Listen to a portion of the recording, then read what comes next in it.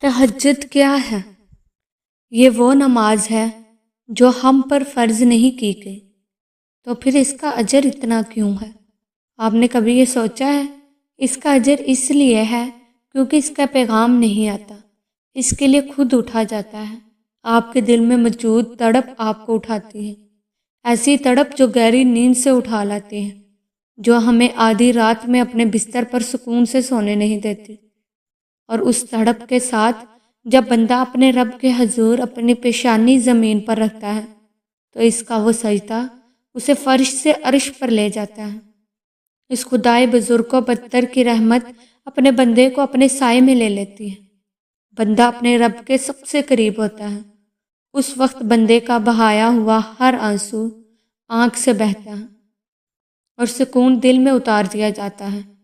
ہر تکلیف ہوا میں کھو سی جاتی ہے۔ اس وقت رب اتنا قریب محسوس ہوتا ہے کہ لگتا ہے بس وہ ہمیں ہی سن رہا ہے۔ وہ ہمارے اندر ایک ایسا یقین پیدا کر دیتا ہے کہ اس نے ہماری مانگی ہر دعا کو قبول کر لیا ہے اور ہماری ہر خواہش کو صحیح وقت پر پورا کر دے گا۔ تہجد کا وقت خدا کی محبت کا عروج ہوتا ہے۔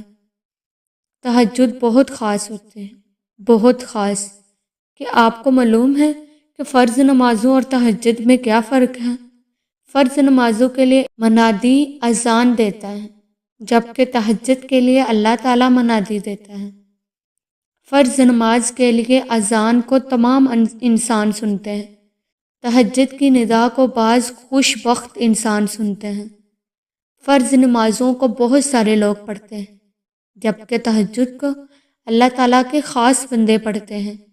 فرض نماز کی پکار ہے حی علی الصلاۃ، یعنی نماز کی طرف آؤ، جبکہ تہجد کے لیے پکار ہے کوئی مجھ سے مانگنے والا میں اس کو عطا کروں۔